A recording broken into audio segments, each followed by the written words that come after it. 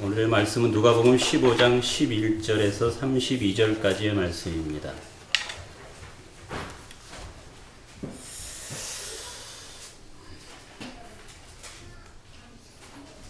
그 중에 제가 15장 21절만 읽어드리겠습니다. 아버지, 내가 하늘과 아버지 앞에서 죄를 지었습니다. 이제부터 나는 아버지의 아들이라 불릴 자격이 없습니다. 누가복음 15장에는 세 가지 비유가 있습니다. 저는 누가복음 15장을 이렇게 볼 때마다 아픈 추억이 하나 있습니다. 신대원 입학 시험을 치를 때 면접 때 교수님이 누가복음 15장에 나오는 세 가지 비유가 무엇이요? 이렇게 물었어요. 근데 아무 생각이 안 나서 이 쉬운 걸 생각이 안 나서 대답을 한마디도 못하고 꿀떡꿀떡 그냥 침만 삼키고 있어.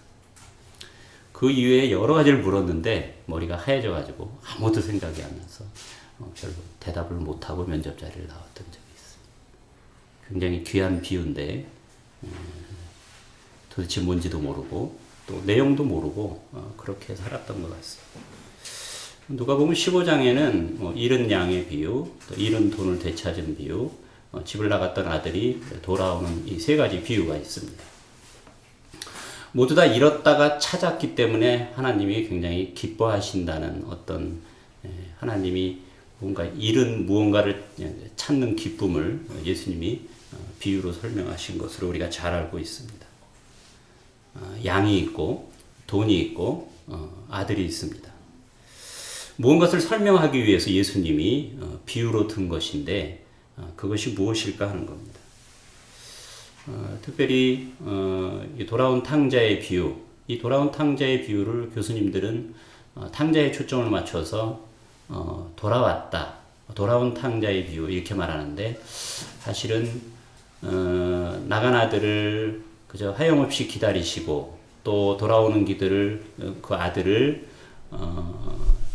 정말 품에 안으시는 하나님, 기다리시는 하나님, 누구라도 돌아오면 얼마든지 품으시는 하나님, 차라리 그 비유가 그런 제목이 맞지 않냐 하는 그런 말들을 한 적이 있습니다.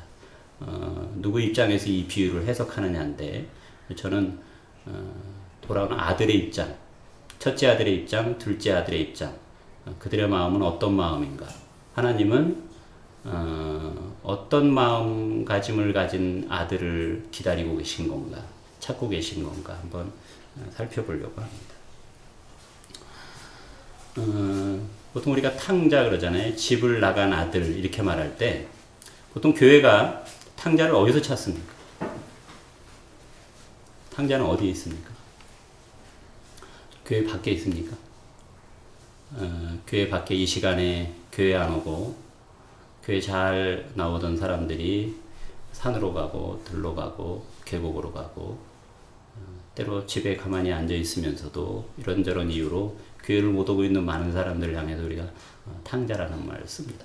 집을 떠난 아들, 좀 더 심하게는 허랑방탕한 아들, 인생을 허비하고 있는 아들 이렇게 표현을 해서 교회 밖에서 찾습니다. 그런 입장에서 보면 우리는 돌아온 아들입니까?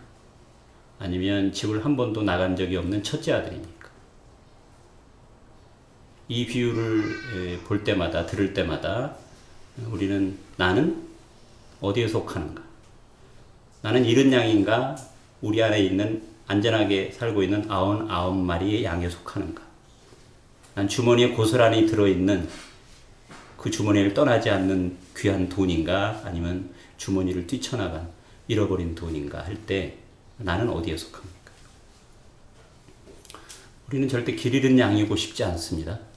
잃어버린 돈이고 싶지도 않고 집을 나간 탕자이고 싶지도 않습니다. 마음은 그런데 어느 순간 길을 잃기도 하고 뛰쳐나가기도 하고 집을 나간 둘째 아들로 살고 있는 것을 발견하기도 합니다. 예수님이 이 비유를 말씀하고 있을 때는 세리와 죄인과 함께 어울려 지내는 것을 보고 못마땅해하는 바리새인들이 당신은 왜 그들과 어울려 있어? 유대 선생은 그들과 그렇게 허물없이 지내면 안 되는 거 뻔히 알면서 왜 그들과 함께 앉아 있어 하고 시비할 때 예수님이 해주신 비유입니다. 왜 내가 이러고 하고 있는지 설명하기 위해서 비유로 하신 말씀입니다. 한마디로 하면 하나님이 집을 나간 세리와 죄인 같은 이런 사람들을 찾고 계신다는 것을 설명하기 위해서 이 비유로 하신 겁니다. 너희는 하나님의 안에 있다고 하면서 하나님 울타리 안에 있다고 하면서 어찌 그런 마음으로 사느냐라고 바리새인들을 책망하면서 나와 함께 어울려 있는 이 사람들은 길을 잃었던 자인데 집을 나갔던 자인데 하나님이 이들을 다시 돌아오기를 간절히 찾고 계시고 두루 찾아다니기도 하시고 돌아올 때를 밤마다 문 열어놓고 기다리시는 분이라는 것을 설명하기 위해서 이 비유를 드신 겁니다. 우리가 보통 이 비유를 들을 때 첫째 아들을 바리새파 사람들 이렇게 배웠습니다. 아마 맞을 겁니다. 첫째 아들은 바리새파 사람들. 돌아온 창자, 예수님과 함께 어울려 있는 세리와 죄인들. 예수님이 함께 그들과 잔치하고 있는데 못마땅해 하고 있는 바리새파 사람을 첫째 아들로 비유하는 것이다. 바리새파 사람들은 그렇게 들었을 겁니다. 근데 예수님이 이 비유를 하실 때는 아직 교회가 없을 때죠. 누가라는 분이 누가 교회를 목회하면서 누가복음이라는 글을 썼어야 하는 이유가 있었을 겁니다. 예전에 들었던 비유인데 목회하고 있던 누가라는 분이 우리 교회에 꼭 전하고 싶은 말이 있어서 글로 써서 돌려 읽었을 겁니다. 누가복음은 전도지는 아니죠. 요즘 우리가 돌리는 전도지는 아닙니다. 교회 안에서 돌려 읽으면서 신앙생활 잘 합시다 하기 위해서 누가라는 분이 애써 잘 정리해서 함께 읽었던 교인들이 함께 읽어야 했던 글입니다. 바리새파 사람들에게 쫓아가서 이 편지를 주고 너희들 이러니까 마음 돌려서 교회로 돌아와라 이렇게 전해준 전도지는 아니었을 겁니다. 읽어야 할 대상이 들어야 할 대상이 누가 교회 안에 있는 사람들이었을 겁니다. 아마 그랬으면 누가라는 목회자가 교회 안에 이 말이 필요했기 때문에 골라서 이 글을 남겼을 겁니다. 왜 그랬겠습니까? 교회 안에 첫째 아들 같은 사람도 있고 돌아온 탕자도 있는데 잔치자리가 잔치자리 같지 않은 아버지는 함께 기뻐했으면 좋겠는데 잔치하는 자리에 못마땅해서 뿌루퉁에 있는 첫째 아들 같은 사람이 왠지 누가 교회 안에 있었기 때문에 그랬을 겁니다. 이게 교회일까? 교회는 이러면 안 되는데 왜 이런 마음을 가지고 있을까? 예수님 시대에는 당시 유대교라고 할 수 있겠죠. 하나님을 믿는 많은 사람들이 신앙생활을 열심히 하고 있었는데 정말 신앙생활을 열심히 한다고 하는 바리새파 사람들은 신앙생활을 잘한다고 하면서 왜 마음이 늘 그렇게 어그러지고 삐뚤어지고 때로 째려보고 성전을 찾아올 수 없는 많은 죄인들을 향해서 늘 정색을 하고 죄인 취급하고 혹시 성전이라도 끼웃거리면 오지 못할 곳으로 온 것처럼 쫓아내고 왜 그런 마음으로 하나님을 믿으면서 살아갈까? 예수님이 그렇게 보면서 바리새인들을 책망하고 성전을 끼웃거리던 감히 성전에 쫓아가서 예배드릴 제사드릴 수 없었던 둘러리 같은 이방인 같은 사람들을 품에 안고 하나님은 지금도 이 사람을 찾고 있다. 이 사람이 성전 안으로 들어가야 되지 않겠느냐, 하나님 품 안으로 들어가야 되지 않겠느냐 하는 이야기를 많이 했었을 겁니다. 서로를 어떤 마음으로 바라봐야 하는지, 기왕에 하나님을 믿고 예수 그리스도를 믿는다고 함께 신앙생활을 하고 있는 사람들이 서로를 어떻게 바라보면서 그 안에서 늘 만날 때마다 잔치를 해야 되는지, 그 잔치 분위기는 어때야 되는지를 누가라는 분이 정말 심각하게 교인들과 함께 나누고 싶어서 이 글을 썼을 겁니다.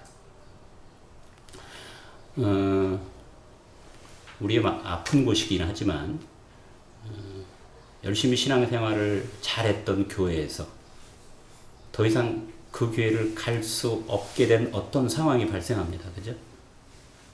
원튼 원치 않든 내가 잘했든 잘못했든 여러 가지 상황 때문에 계속 그 교회를 가기는 너무 꺼림칙한 누가 나에 대해서 안부를 묻는 것조차 왠지 부담스럽고 힘든, 분명히 따뜻한 마음으로 안타까운 마음으로 요새는 어떻게 지내냐고 묻는 건데 오히려 그 질문이 힘겹고 무거워서 결국 오래 다니던 교회를 슬그머니 못 나가면 바로 다른 교회 갈 수 있느냐 하면 또 그러지 못해서 여러 오랜 시간을 이렇게 주변을 빙빙 돌고 여전히 어느 교회를 정해서 정말 가고 싶은 그 교회 문턱을 못 넘는 사람들이 요즘도 많이 있습니다.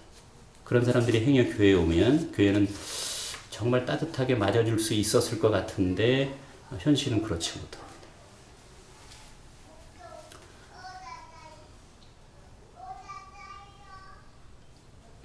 제가 읽어드린 말씀, 아버지와 하나님께 제가 너무 못나게 살아서 아들이라고 할 수 없습니다.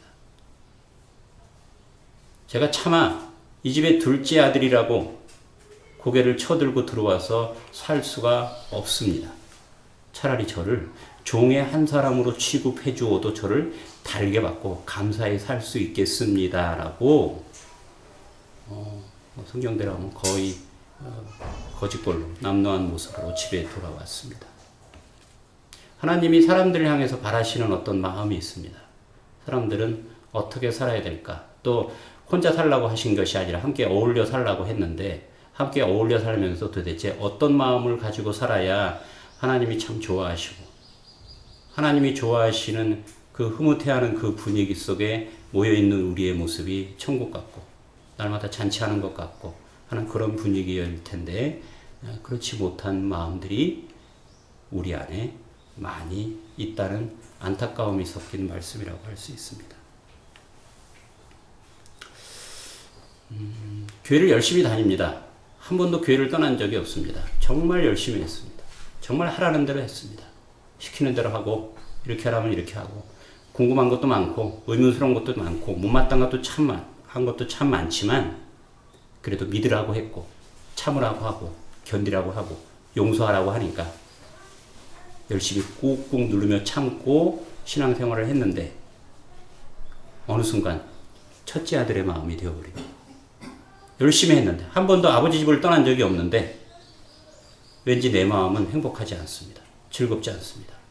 열심히 했는데 아버지가 나를 그렇게 별로 달가워하지 않는 것 같고 나를 그렇게 챙겨주는 것 같지도 않고 본문에 나와 있는 대로 하면 잔치 한 번 열어주지도 않고 여태 한 번도 아버지 뜻을 거역하지 않고 그랬음에도 불구하고 내가 받은 게 뭐야 하고 늘 불만스럽게 살았던 첫째 아들 마음이 되어버려 있습니다. 그러고 싶은 사람은 없을 거예요. 첫째 아들이고 싶은 사람은 교회 다니는 사람 중에는 없습니다. 근데 어느 순간 그 모습으로 서 있습니다. 그래서 잘못했다고 실수했노라고 내가 그때 왜 그랬는지 모른다고 용서를 구하고 때로 용서 구할 겨를도 없이 교회 안에 들어와서 함께 신앙생활하고 있는 사람들 열심히 신앙생활을 잘하다가 왠지 실수하고 잘못하고 눈에 두드러지고 그런 사람을 바라볼 때마다 자꾸 왠지 내 마음이 첫째 아들 시선으로 그들을 바라보게 됩니다. 저 사람은 왜 그러는지 몰라. 좀 더 심하게는 왜 우리 교회에 나오는지 모르겠어. 그렇죠? 안 나왔으면 좋겠는데 저런 사람들만 잘 골라내면 우리 교회는 참 기가 막힌 교회가 될 텐데 나 같은 사람만 교회를 열심히 다니면 우리 교회는 참 좋은 교회가 될 텐데 바리새파 사람들이 늘 사람들을 향해서 그들을 판단하고 그들에게 보냈던 시선이 첫째 아들의 시선이었습니다. 교회 밖을 바라보는 시선은 더더욱 날카로웠고 그 지적은 하늘을 찔렀고 세상 사람들을 향한 사용하는 단어들은 굉장히 험하죠. 어쩌면 그들도 언젠가 돌아올 둘째 아들일지도 모르는데 그들을 향해서 그런 마음을 가지고 여전히 바라보고 있는 우리의 모습이 당시 바리새파 사람들의 모습이었고 첫째 아들의 모습이었다는 안타까움을 탕자의 비유 안에 담고 있습니다. 성경은 나를 바라보라고 우리에게 남겨주고 읽으라고 했던 것인데 버릇이 자꾸 이 말은 누가 들어야 돼? 이 말은 누가 들었어야 되는데, 아유, 오늘 목사님 참 귀한 말씀 했는데 하필 그분이 오늘 예배에 빠졌네. 그죠? 집에 가서 얘기해 줄 수도 없고. 교회는 동영상 있으니까 얼마든지 다시 한번 보라고 하면 돼요. 그죠? 요즘 교회가 그런 거 많이 하죠. 그분이 꼭 다시 한번 듣고 또 듣고 또 듣고 해서 깨달아야 돼. 이렇게 자꾸 생각이 그쪽으로 떠오르는 우리의 마음이 있습니다. 나 자신의 참 못난 모습을 자세히 들여다보기가 참 어렵습니다. 그 이유 중에 하나는 착하게 잘 살았기 때문에 그렇습니다. 시키는 대로 했는데 잘못이 뭐가 있겠어요? 교회 오면 자꾸 회개하라고 하는데 회개할 게 있어야죠. 알고 지은 죄 모르고 지은 죄 다 회개하라고 하니까 내가 모르고 지은 죄가 많이 있겠지 하고 뭉뚱그려서 회개를 하지만 그렇게 실감나지는 않습니다. 정말 자세히 보기 전에는 내가 정말 그래도 괜찮은 사람이야, 낙제 점수는 아닐 거야, 이렇게 점수를 정하고 인정하고 싶은데 자세히 들여다보면 볼수록 이건 아니다. 내가 왜 그랬지. 아마 둘째 아들이 재산 나눠서 객지로 나갔을 때만 해도 괜찮았을 겁니다. 내가 이거 가지고 생활 잘하면 되죠. 아버지 재산 가지고 내가 한번 보란 듯이 일어서면 되지. 근데 뜻대로 되지 않아서 결국 돼지를 치는 종처럼 그렇게 끼니를 이어야 되는 형편까지 내려앉았는데, 여러분, 둘째 아들이 그냥 돼지우리 치다가 야, 여기 땅은 정말 굶어 죽겠구나. 아버지 집에 가면 먹을 거 참 많은데 안 되겠다. 아버지 집에 가서 좀 끼니라도 이어야 되겠다. 그렇게 돌아왔어도 아버지는 반갑겠죠. 그렇게 돌아왔어도. 사람만 돌아왔. 다행이다. 마음이 어떻든 몸뚱아리가 살아서 돌아왔으니까 얼마나 기쁜지 모르겠다. 이게 보통 우리의 육신의 어버이들의 마음이겠죠. 하나님도 분명 그러시긴 하겠죠. 그러시긴 하시는데 하나님의 목표가 우리처럼 그렇게 허름할까? 하나님이 바라시는 게 그냥 그 정도일까? 이 몸뚱아리 남루해진 거의 거짓골이 된 그래도 그 몸뚱아리가 내 앞에 보이니 그것만이라도 내가 족하다. 이 정도로 생각하시고 그래 돌아왔으니 다행이다. 이제부터 내 아들 해라. 둘째 아들 해라. 이런 정도로 반가움을 표현했다면 그 집안에서 형하고 동생은 또 역시나 또 그렇게 아들이니까 아들 노릇하면서 그렇게 살았을지는 모르지만, 아버지가 돌아온 아들을 형에게 설명할 때 이런 말을 합니다. 죽었다가 살아온 아들 아니냐. 내가 잃었다가 되찾은 아들 아니냐. 죽었던 내 동생 아니냐. 잃어버렸던 내 동생이 돌아온 것 아니냐. 그랬으니까 잔치해야 되는 거 아니니? 그랬으니까. 무슨 뜻일까요? 그냥 몸뚱아리 살아 돌아온 얘기 한 걸까요? 아버지에게 엎드려서 한 고백이 있습니다. 정말 제가 아버지한테 죽을 죄를 졌습니다. 제가 둘째 아들이라고 고개를 들 수가 없습니다. 제가 그런 사람인지 미처 몰랐습니다. 그냥 종 취급해 주십시오. 종 취급. 종 취급만 해줘도 저는 고마워서 그냥 여기서 행복하게 살 수 있습니다. 종 취급만 해주셔도. 아버지가 이 마음이 왜 기쁠까요? 하나님이 이 마음이 왜 그렇게 고맙고 기뻤을까요? 예수님은 이 비유를 설명하시면서 도대체 이 마음이 어떤 마음이기에 이 마음을 칭찬하시는 걸까요? 둘째 아들은 죽었다가 살아났다고 되어 있어요. 잃었다가 얻은 아들이라고 되어 있어요. 죽을 고생을 했죠. 집 안 나갔으면 그 고생 안 하죠. 그죠? 자기가 집 나가서 고생한 거죠. 그죠? 자기가 고생 사서 한 거죠. 작은 아들, 둘째 아들 책임이죠. 책임이기는 한데, 그가 거기서 그렇게 죽을 고생을 하고 아무것도 얻은 것이 없이 돌아왔으면 아마 형하고 날마다 싸웠을 겁니다. 그죠? 똑같은 마음으로 집에 돌아왔으면 날마다 지지고 볶았을 겁니다. 그 집안은 그렇게 행복하지 않았을 겁니다. 그런데 둘째 아들이 자기를 보고 돼지우리에 앉아서 자기의 이 못난 모습을 처절하게 봤던 것 같습니다. 내가 이런 사람이구나. 내가 이렇게 못난 사람이구나. 내가 이렇게 작은 사람이구나. 하나님을 기쁘게 하시는 게, 하나님을 기쁘게 하는 게, 하나님의 뜻 안에서 잘 사는 것. 하나님이 말씀하라는 대로, 말씀하시는 대로 사는 것. 하나님이 시키는 대로 하는 것. 맞죠? 그죠? 틀림없이 그렇게 사는 거 하나님이 가장 기뻐하시는 거겠죠. 실수하지 않는 아들. 그게 하나님이 원하시는 아들 같아 보이기도 하지만 정작은 실수하더라도 하나님이 원하시는 마음만 얻는다면 상관없다는 거죠. 아버지가 뭘 믿고 재산을 나눠줬겠습니까? 요즘 우리라면 안 나눠주죠. 저 둘째 아들 뻔한데 저거 나눠주면 다 털어먹을 거 뻔한데 나눠주겠어요? 안 나눠주시죠? 근데 이 아버지가 나눠줍니다. 아버지에게 더 중요한 건 뭐냐면 재산을 다 털어먹고 재산을 잘 관리하고 이것 이전에 저 아들에게 어떤 마음이 생기느냐에 관심이 있을 겁니다. 저 아들이 저 재산을 다 털어먹더라도 그 자리에서 얻어올 수 있는 아버지가 원하는 그 마음만 있다면 재산 다 없어도 되겠다는 거예요. 근데 다행히 다 털어먹었는데 바닥에서 아버지가 원하는 마음을 얻습니다.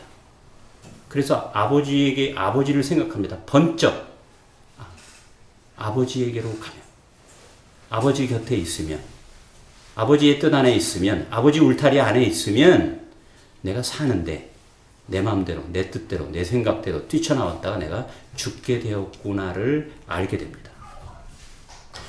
교회를 다니느냐 안 다니느냐에 관심 있는 때입니다. 그죠? 아유, 그분이 아직도 교회를 못 가고 있어. 아유, 어느 집에 누구는 요새 교회 안 다닌대. 교회 안 다닌 지 벌써 몇 년 됐대. 고등학교 졸업하더니 이제는 안 간대. 그럼 우리의 걱정이죠. 교회를 다니지 않으니까.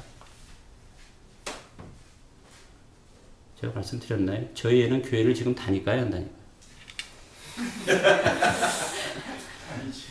30살 총각이, 목사 아들이 교회를 잘 다닐까요?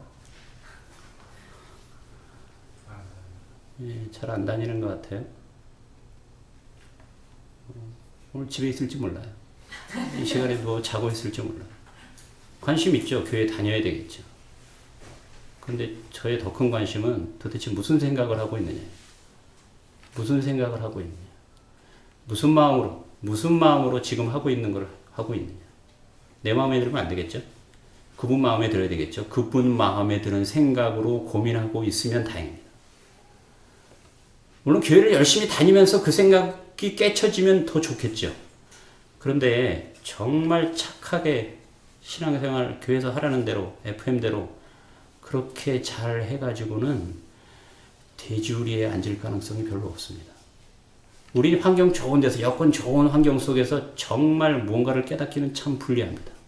정말 힘겹고 어려울 때 고민 많이 하고 정말 골탕 많이 먹고 정말 어려운 일이 막 벌어지고 해결된 것 같았는데 다시 일어나고 태산 같은 일이 놓여 있는데 또 새로운 게 또 터지고 엎친 데 덮인 격으로 자꾸 그럴 때 우린 고민 많이 하고 하나님께 푸념도 많이 하고 따져 묻기도 많이 하고 나도 많이 살피고 그러다가 뭔가 없습니다.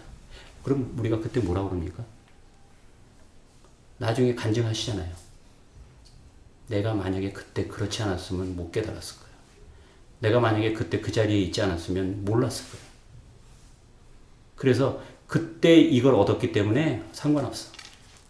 오히려 그게 나에게 복이었어. 이렇게 말하잖아요. 근데 정말 편안하면서 탕자가 가지는 그 마음을 얻을 수 있을까? 그렇다면 그 사람은 기가 막히게 복이 많은 사람입니다. 정말 무난하게 편안하게 아무 일 없이 지내다가 어느 날 이 탕자의 마음을 가지는 거는 아마 하늘에서 별 따기일 겁니다. 그래서 제가 존경하는 목사님은 불리한 여건, 힘겹고 어려운 여건에 푹 빠져 있을 때 정말 사면초가로 안절부절하고 있는 그 자리가 하나님의 복에 가장 가까운 자리라고 표현을 해요. 하나님의 복에 가장 가까운 자리. 정말 손만 딱 뻗으면 잡힐 만한 거리에 하나님의 복이 펼쳐져 있는 자리. 그렇게 표현합니다.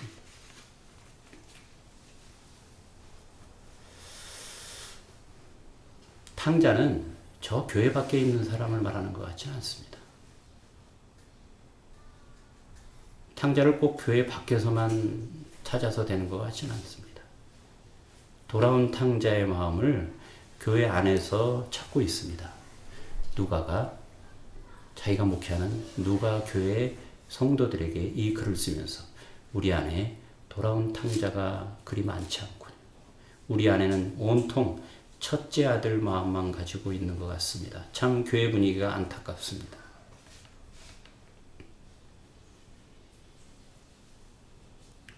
물론 우리 안에 돌아온 탕자가 있습니다. 우리 안에 집을 나간 탕자도 있습니다. 근데 아쉽게도 첫째 아들도 있습니다. 그렇게 모여있는 자리는 천국이고 싶은데 천국일 수가 없을 겁니다.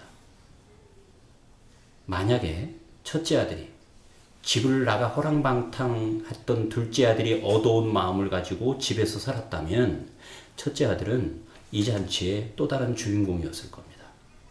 아마 동생을 얼싸안고 아버지보다 더 기뻐 뛰며 노래하고 내 동생이 돌아왔다고 사람들에게 기뻐하고 함께 잔치를 했을 텐데 그러지 못했습니다.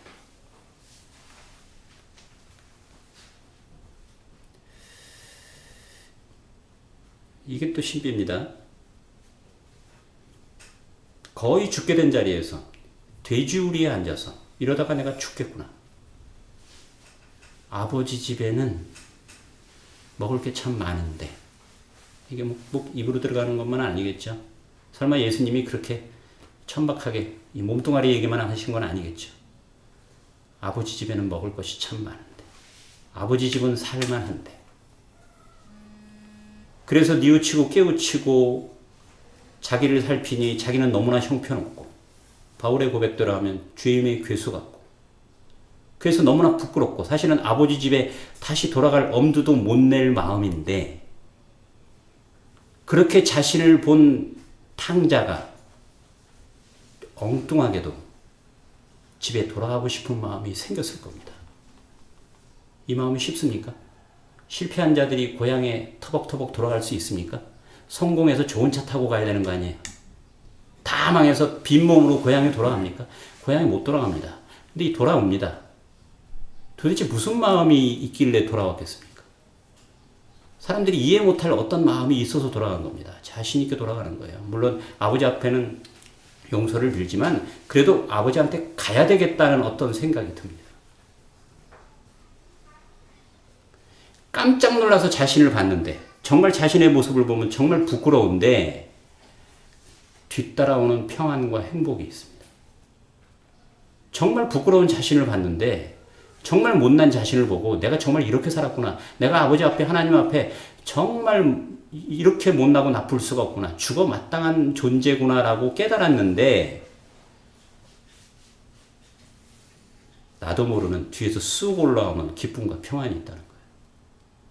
그건 어찌 설명할 수가 없습니다. 도대체 그 마음이 왜 드는지. 어쩌자고 그 마음이 다 말라 비틀어진 내 마음 안에서 다시 밀고 올라오는지. 그건 마음 받고 돌아온 아들만이 누리는 신비한 복입니다. 그 기운이 없이 아버지께로 돌아오지 못합니다.